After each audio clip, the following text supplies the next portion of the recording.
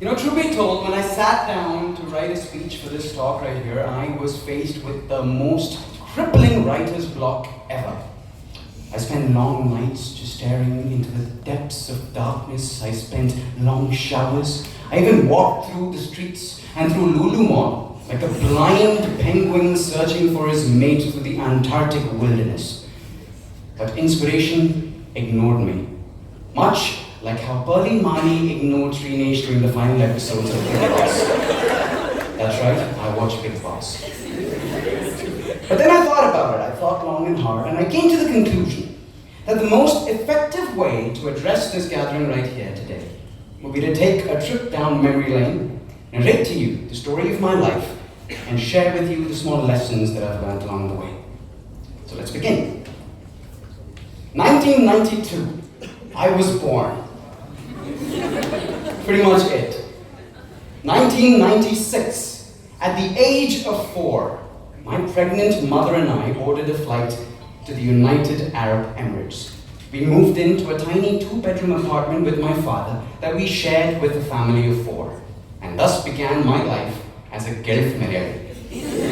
A couple of months later, owing to my mother's pregnancy, she flew back to Kerala, and my father and I were left unpoliced, unsupervised for 6 months. We turned that apartment upside down. It was our bachelor pad. But truth be told, I didn't speak much English. I wasn't good at sports, I wasn't funny, I wasn't charming. I didn't have friends. To add to that, I looked like that. That's right, ugly. I came back from school at 2:30 every day. I had lunch with my father, after which he would head straight back to work, leaving me alone, all by myself for 3 to 4 hours at home. After a few days, he realized I was getting extremely bored and restless, and like any good father, he found a solution. Little did he know that this solution of his would actually change my life and shape it and make me the person I am today. Every day, every single day after work, he would go to the local video store, the video library, and he would rent out a VHS cassette of a movie for me to watch next day. Religiously, every single day for the next 6 months, I watched a film. At the age of 5, I watched the kind of films that no 5-year-old should ever watch. Pulp Fiction, Reservoir Dogs, The Exorcist, Scream, Satya, filled with violence, gore, and language, all of which I loved. Religiously devoured them, movies from all around the world. At the end of 6 months, I had exhausted the collection at the video store. 97 was a very special year for me, because in 1997, God was kind enough to gift me with a nice young baby brother. My parents named him Vishak. I decided to call him Appu. Over the next many years, he grew up to become everything that I wasn't. He was smart, he was fun, he was artsy, he was talented, he was really good with the ladies. That's us. Over the years, our family tradition of binge watching movies slowly took a hit because we had very opposing opinions about the kind of movies that we should entertain. So my parents brought down a very strict rule. 1 movie during the weekend, that's it. But going to the theater was a different story altogether. So back in the day, in Dubai, one movie ticket would cost you anywhere between 35 to 45 dirhams. And for a lower middle class family like ours, that was a lot of money. So we would only get to go for 1 movie once every 3 months. So my brother and I made sure that we did our research before selecting which movie we went for. We would read magazines, as many as we would get. We would watch interviews and red carpet events on TV. Remember dial-up connection? Yeah, we used that to download trailers. And we watched them, we studied them, and we made the most informed decision possible. When we finally convinced our parents to let us go to the theater, going there was a pilgrimage to us. We would wake up 6 a.m., take a nice long bath, I would shave my podimisha, I would even pray to God, God, please let it be a good movie.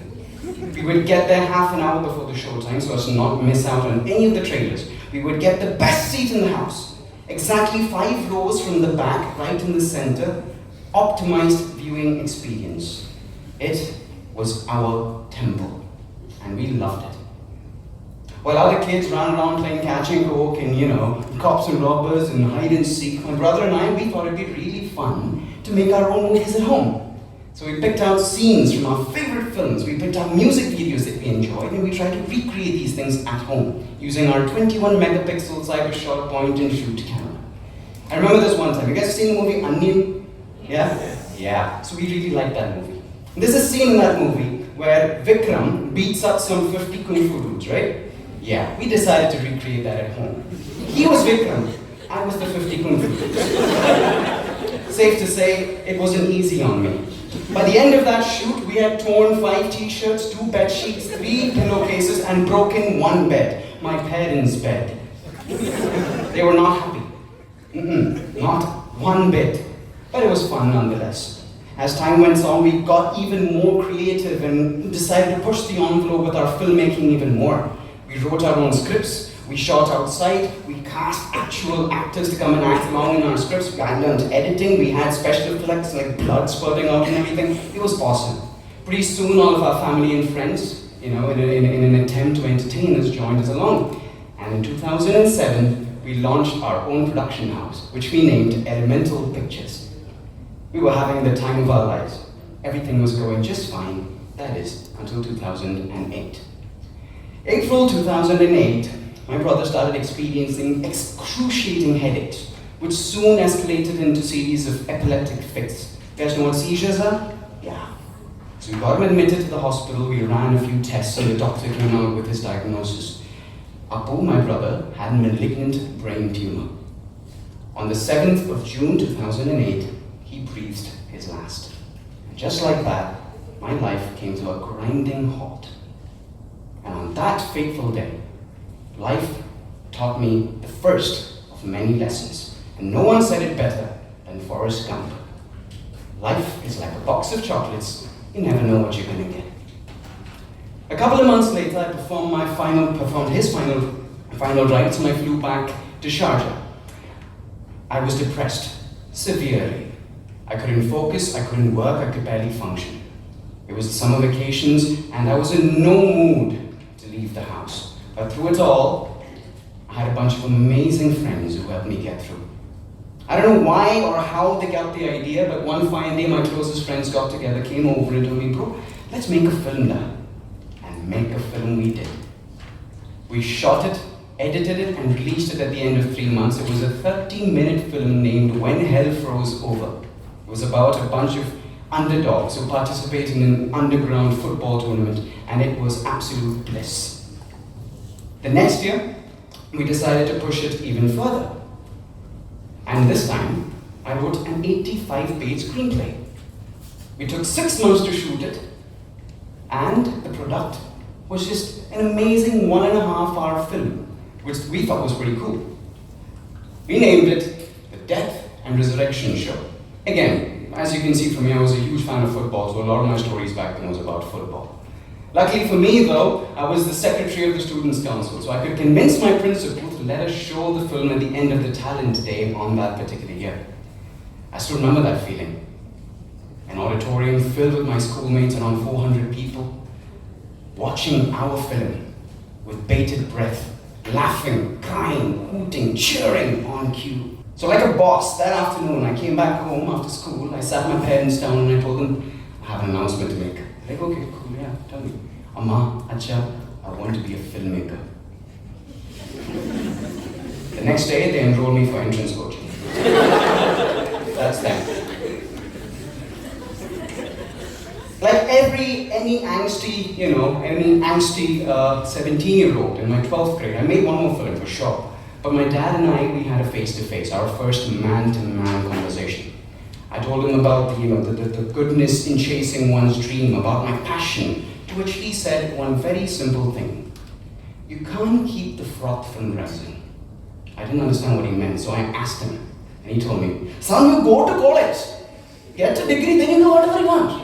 I'm sure all of you have heard this. He said, go to college, it will make you a man, it's the rite of passage, it will teach you the ways of life, okay? Because see, whatever your dreams are, if you work hard, it will happen, man, because no matter what, the hand of fate that stirs the cup that is your life, it will not stop the froth that is your dreams from rising.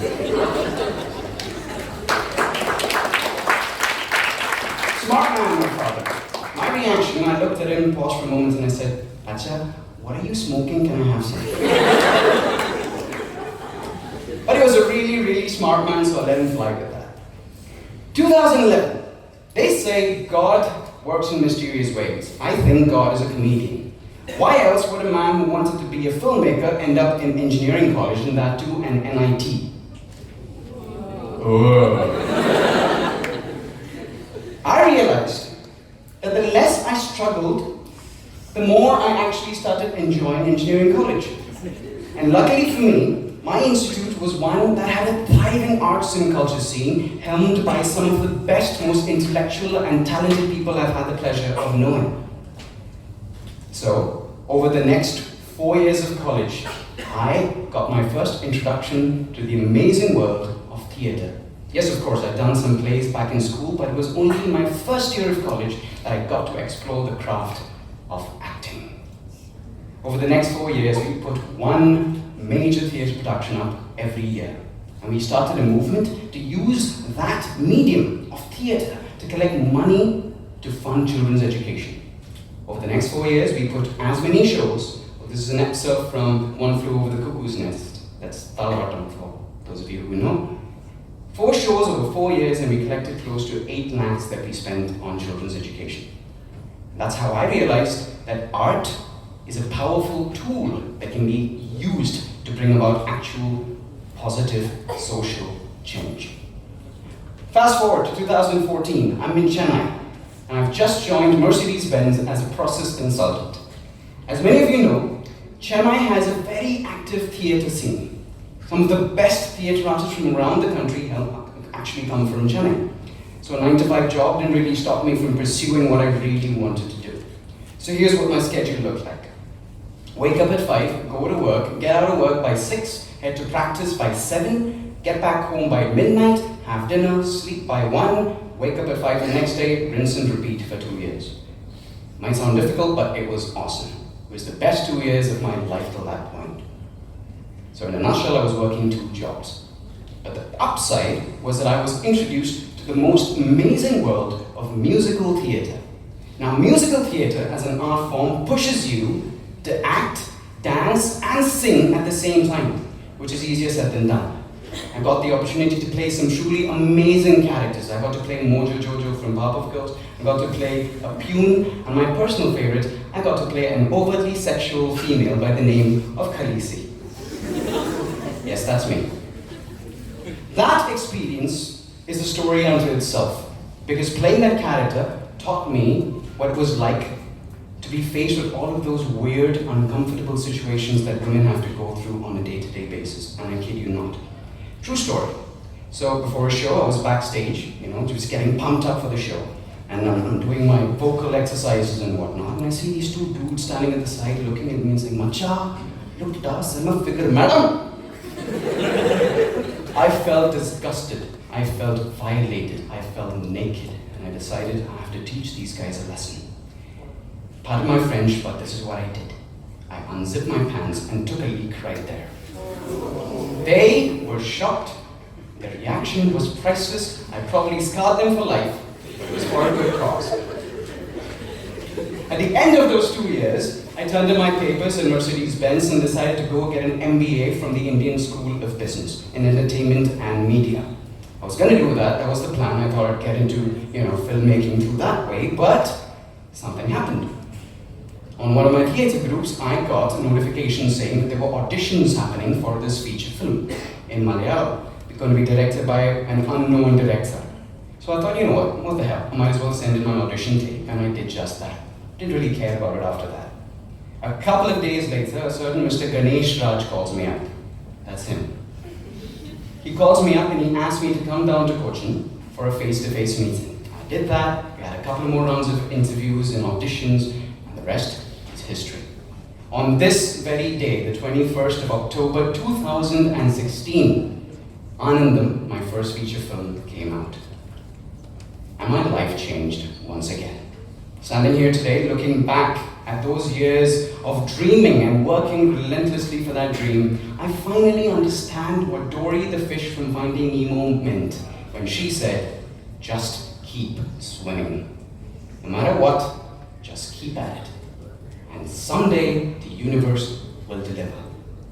The last few years have been very interesting, the last couple of years. I got to meet some amazing people. I got the good fortune of having to work on some really brilliant projects and some not so brilliant projects.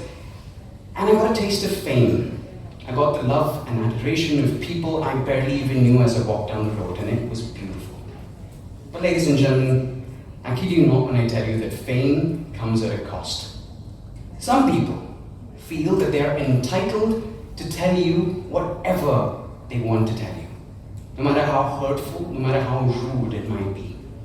So I have a habit of going through my social media feeds and checking out messages and replying to them as much as I can.